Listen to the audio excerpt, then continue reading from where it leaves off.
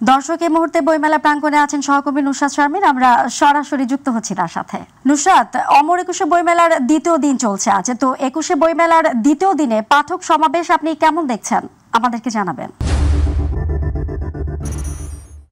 ফৌজি, আপনাকে ধন্যবাদ।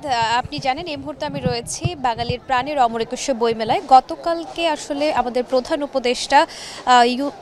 প্রধান উপদেষ্টা ইউনূসের মধ্য দিয়েই কিন্তু আসলে এই বইমেলার শুভ উদ্বোধন ঘোষিত হয়েছে এবং শুভ উদ্বোধনের পর থেকে আনুষ্ঠানিকতা যদি আমরা বইমেলার বলি সেটি কিন্তু আজকে মেলার দ্বিতীয় দিন হলেও আনুষ্ঠানিকভাবে আজকে আসলে মেলার যত ধরনের আনুষ্ঠানিকতা আছে সেটি কিন্তু সম্পন্ন হয়েছে এবং বিভিন্ন ধরনের স্টল আমরা দেখতে পেয়েছি। বিভিন্ন ধরনের স্টল বর্তমানে রয়েছে এবং আরও কিছু স্টল আমরা দেখতে পাচ্ছি তারা হচ্ছে তাদের যেই কার্যকলাপ আছে সেগুলো হচ্ছে করছেন এবং আমরা দেখেছি বিভিন্ন স্টলের মধ্য দিয়ে বিভিন্ন ধরনের বই কিন্তু নতুন করে আসছে।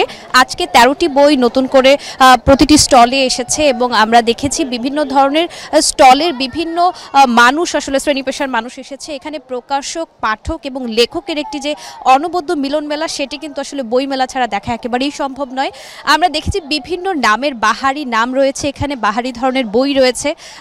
এখানে যদি আমরা কিছু বইয়ের নাম উল্লেখ করি সেগুলো হচ্ছে আপনার রোমাঞ্চকর কিছু বই আছে, কিশোরীদের জন্য কিছু বই আছে এবং আমরা এখানে সবচেয়ে বেশি দৃষ্টি যেটি আকর্ষণ করেছে ফৌজিয়া সেটি হচ্ছে আপনি যেটি বলছিলেন যে বেলা বাড়ার সঙ্গে সঙ্গে পাঠকদের ভিড় আসলে বেড়েছে। আমরা বিকেল থেকে যতটুকু দেখলাম যে পাঠক সমাগম কিছুটা কম ছিল, কিন্তু বেলা বাড়ার সঙ্গে সঙ্গে কিন্তু সেই পাঠক সমাগম আসলে একটি ভিড়ে পরিণত হয়েছে, একটি লোকসমাগমে পরিণত হয়েছে।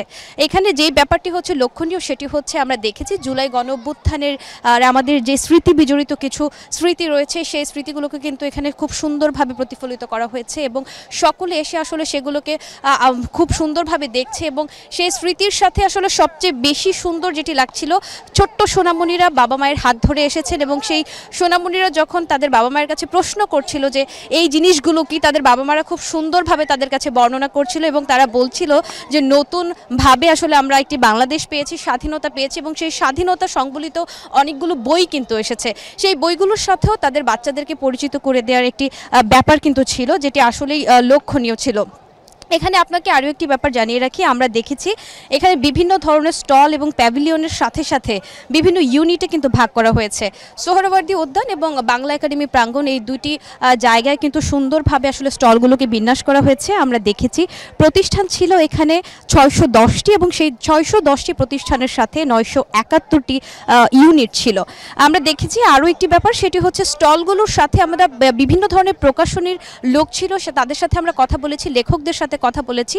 তারা একটি ব্যাপার বলেছিল, প্রতিবারই আসলে একটি রাজনৈতিক একটি ব্যাপার থাকে, দলীয়করণের একটি ব্যাপার থাকে এবং নিজেদের বইগুলোকে আলাদাভাবে আসলে প্রকাশনার মধ্য দিয়ে নিয়ে আসার একটি ব্যাপার থাকে।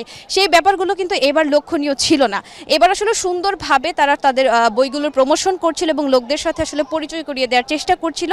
তাদের বইগুলো কিন্তু সুন্দরভাবে ছোট্ট সোনামণি যারা আসছে তাদের কিন্তু আসলে প্রোমো হিসেবেও কিছু বই দিয়ে দিচ্ছিল, যেটি খুবই সুন্দরভাবে দৃষ্টি আকর্ষণ করছিল চারপাশে। তো আসলে সবকিছু মিলিয়ে আমরা বলতে পারি যে মেলা কিন্তু খুব সুন্দরভাবে চলছে। এখানে পাঠক সমাগম হচ্ছে, লোকজন আসছে, প্রতিনিয়ত সেটি আসলে ধীরে ধীরে বাড়বে বলে প্রত্যাশা করছেন লেখক এবং প্রকাশকরা। তো আমার কাছে ফৌজিয়া এই ছিল বইমেলা থেকে সর্বশেষ। আবারও আমরা যুক্ত হতে পারবো আপনার সঙ্গে, আশা করছি। ফিরছি আপনার কাছে।